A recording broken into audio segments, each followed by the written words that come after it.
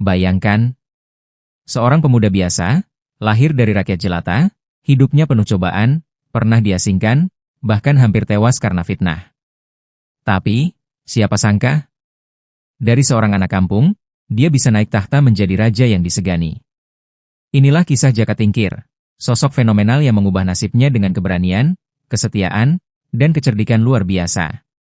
Pertanyaannya, bagaimana mungkin seorang anak desa bisa menjadi Raja Pajang? Siapa yang mendukungnya? Dan apa rahasia di balik kejayaannya?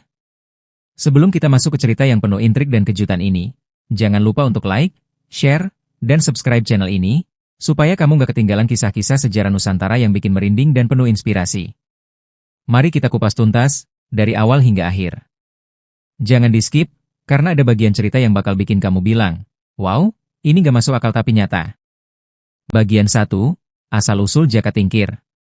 Jaka Tingkir, yang nama aslinya Mas Karbet, lahir di sebuah daerah bernama Tingkir. Sekarang masuk wilayah Boyolali, Jawa Tengah. Ia berasal dari keluarga sederhana. Ayahnya, Ki Ageng Tingkir, adalah seorang tokoh yang cukup dihormati, tapi bukan bangsawan kerajaan. Sejak kecil, Karbet dikenal cerdas, pemberani, dan punya tekad kuat. Namun, hidupnya berubah ketika ayahnya wafat, dan ibunya memutuskan menikah lagi. Karbet pun harus hidup mandiri, berpindah-pindah, dan bekerja keras demi bertahan hidup. Meski hidupnya penuh kesulitan, Karbet tidak kehilangan semangat. Ia punya cita-cita besar, ingin menjadi orang yang berpengaruh, bahkan mungkin penguasa. Tapi bagaimana caranya? Dia hanyalah seorang anak kampung. Jalan menuju kejayaan masih gelap. Bagian 2, Perjalanan menuju Kerajaan Demak. Saat itu, Kesultanan Demak sedang berjaya. Sultan Trenggana memimpin dengan pengaruh yang kuat.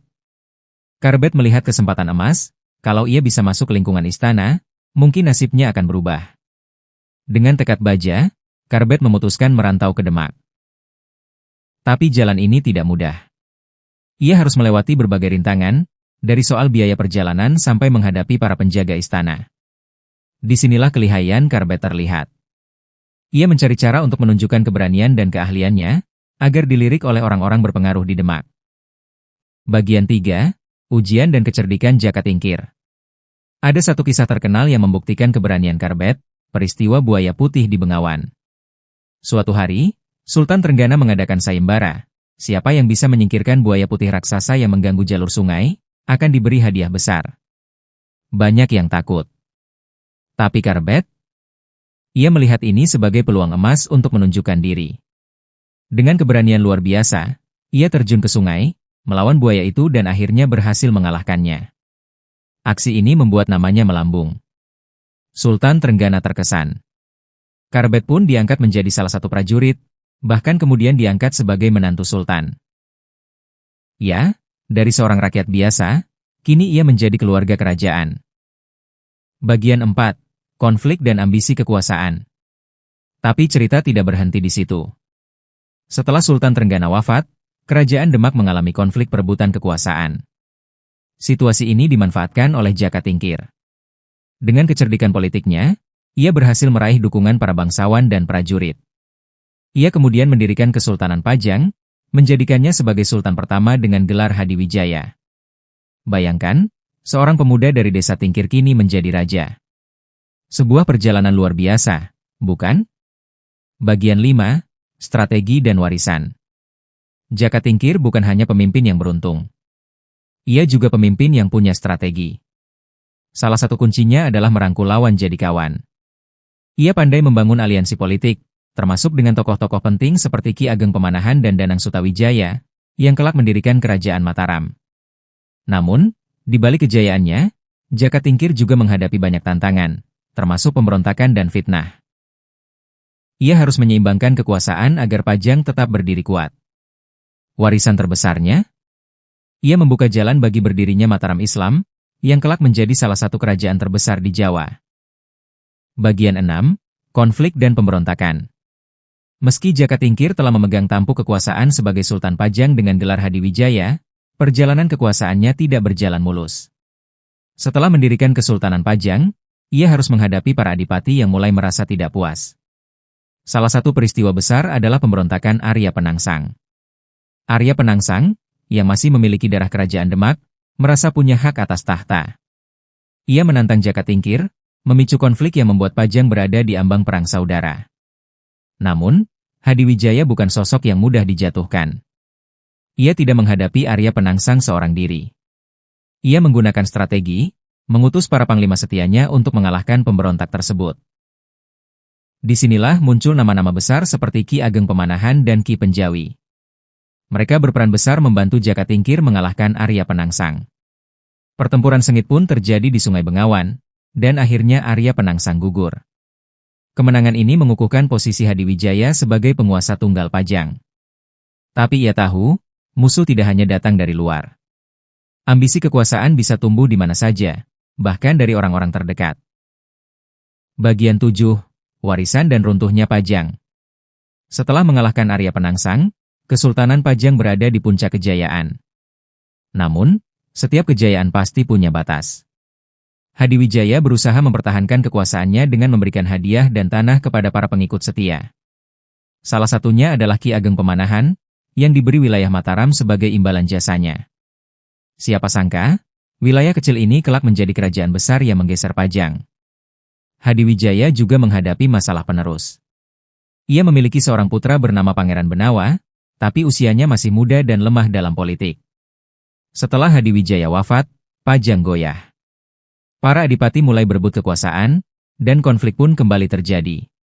Akhirnya, Kesultanan Pajang jatuh, digantikan oleh Kesultanan Mataram Islam di bawah Danang Sutawijaya, Panembahan Senopati, putra Ki Ageng Pemanahan. Ironis, bukan? Orang yang dulu diberi hadiah oleh Jaka Tingkir, keturunannya justru mendirikan kerajaan baru yang menyingkirkan Pajang. Namun, warisan Jaka Tingkir tidak hilang. Namanya tetap tercatat sebagai raja pertama yang mendirikan kerajaan Islam di pedalaman Jawa, dan kisahnya menjadi legenda tentang keberanian dan ambisi seorang anak desa yang berhasil meraih tahta. Bagian 8. Fakta mengejutkan pelajaran hidup Jaka Tingkir. Setelah mendengar seluruh perjalanan hidup Jaka Tingkir, pasti kamu bertanya-tanya, bagaimana sebenarnya sosok ini bisa bertahan di tengah kerasnya intrik politik Jawa? Ada beberapa fakta menarik yang sering luput dari perhatian. Fakta 1. Nama asli dan gelar yang berubah-ubah. Jaka Tingkir hanyalah nama panggilan masa mudanya. Nama aslinya adalah Mas Karbet, dan setelah menjadi Sultan Pajang, ia bergelar Hadiwijaya. Perubahan nama ini bukan sekadar formalitas, tapi simbol perubahan status sosial yang luar biasa, dari rakyat jelata menjadi penguasa besar. Fakta 2. Keberanian melawan buaya putih jadi titik balik. Peristiwa melawan buaya putih bukan hanya kisah keberanian, tapi juga strategi politik. Karbet tahu bahwa untuk dilirik Sultan Trenggana, ia harus melakukan sesuatu yang spektakuler. Aksi ini bukan sekadar nekat, tapi juga penuh perhitungan. Fakta 3. Politik kawin dan aliansi cerdas. Salah satu kunci sukses Jaka Tingkir adalah perkawinan politik. Dengan menikahi putri Sultan Trenggana, ia masuk lingkaran kekuasaan Demak. Dari situ, jalannya menuju tahta semakin terbuka lebar. Fakta 4. Ironi Pajang dan Mataram. Hal yang paling mengejutkan? Kerajaan yang ia bangun akhirnya runtuh karena orang-orang yang dulu ia bantu. Dengan memberikan tanah Mataram kepada Ki Ageng Pemanahan, Hadiwijaya seolah menanam bibit keruntuhan Pajang sendiri. Penutup dan pesan inspirasi. Pelajaran dari kisah Jaka Tingkir. Apa yang bisa kita pelajari? 1. Ambisi harus diiringi strategi. Jaka Tingkir tidak hanya punya impian, tapi juga cerdas memanfaatkan peluang. 2. Kekuatan tidak abadi.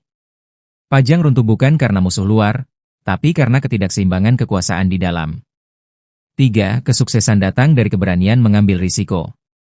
Jika Karbet tidak nekat melawan buaya putih, mungkin namanya tak akan pernah dikenal. Kisah Jaka Tingkir mengajarkan kita bahwa asal-usul bukan penghalang untuk meraih kejayaan.